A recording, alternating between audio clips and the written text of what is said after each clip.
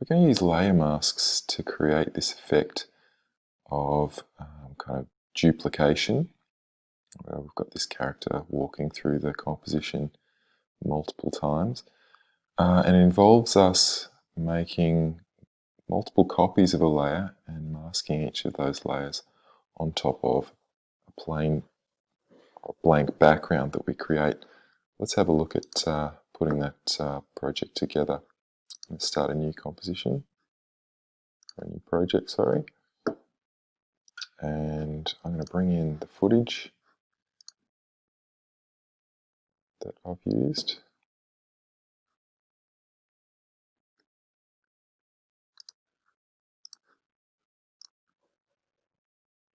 It's a pretty big bit of footage, so I'm going to create a composition a little bit smaller. I'm going to use the HDTV 1080p 25 frames a second preset. Around about 10 seconds will be fine. Click OK, and then I'll drop that footage in. We'll see that it is kind of much bigger. So I'll drop the scale down a bit.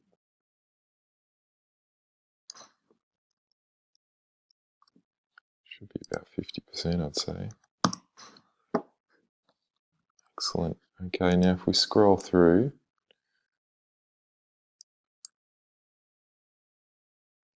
we'll see that at about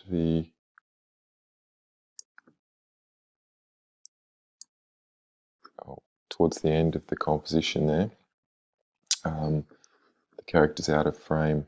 So we've just got this bit of footage with one character walking through the frame, or those two characters.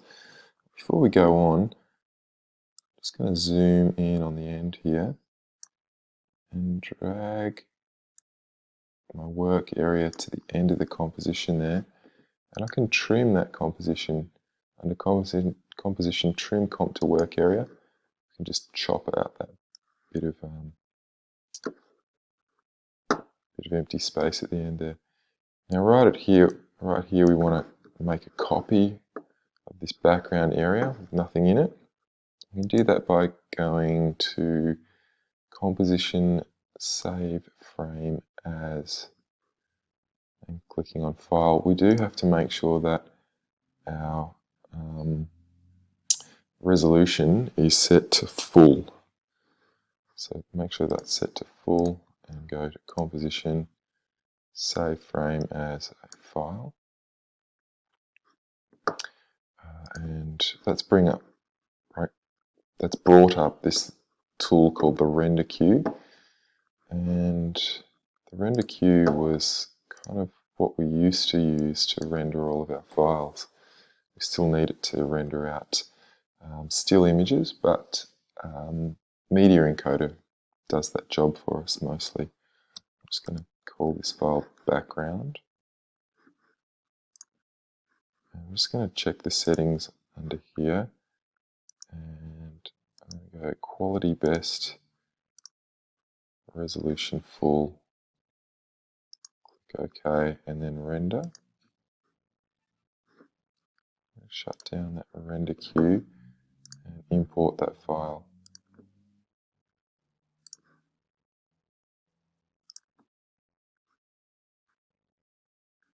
Just ignore the alpha channel.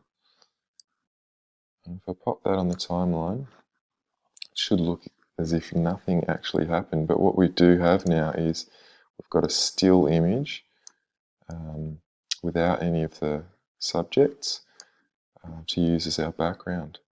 Now let's pop the footage above. You can see our characters there. And if we render that, so I just rendered that. You can see our characters walking through that space. Let's start our masking process. We'll just go back to right at the start of the composition. And we're going to grab our Bezier tool. And I'll zoom in. We're going to create a very loose, oops. I need to make sure that our layer is selected. And we'll make make a very loose mask around our subjects. Down at this section, I'm just going to get a bit of that shadow because I want to blend that shadow off really. Something like that. You'll be able to see now that we have masked out that footage.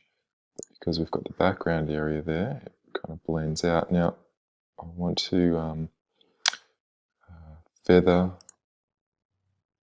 the shadow, so I'm going to bring the feather property up to about 100 pixels.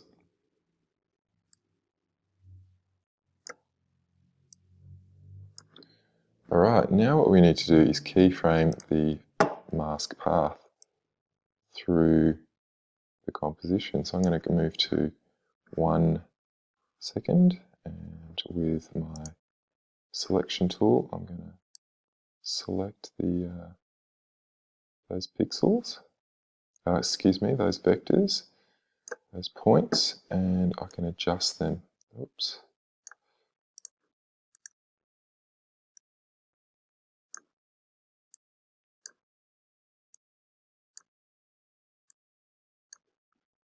Like that. And then I'll move through another second.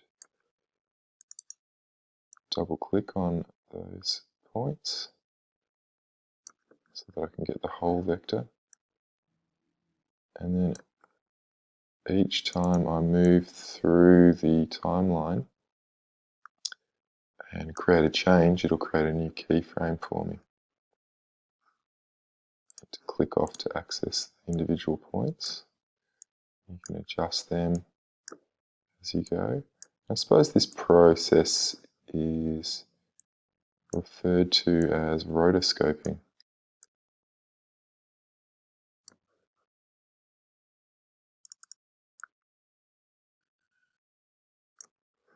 I'll just turn off the background so that you can see what's happening there. And then I'll quickly move ahead and get all of these frames done.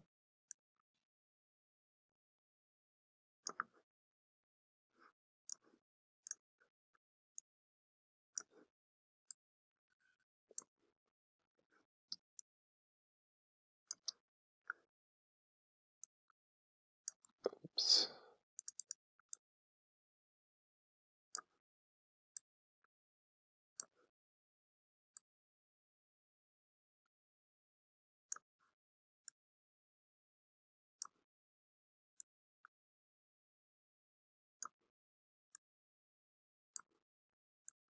And sometimes the kind of keyframe that you do is going to be a lot more complicated. Imagine if there was kind of arms and limbs moving around.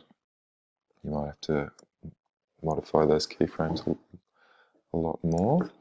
But now you can see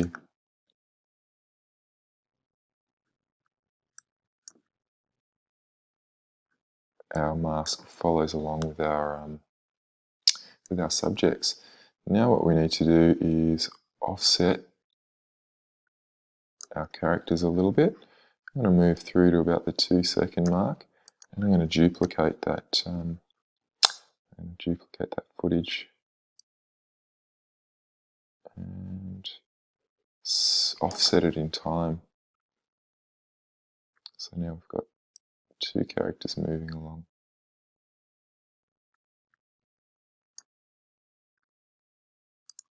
And we'll do that again at about the 4-second mark.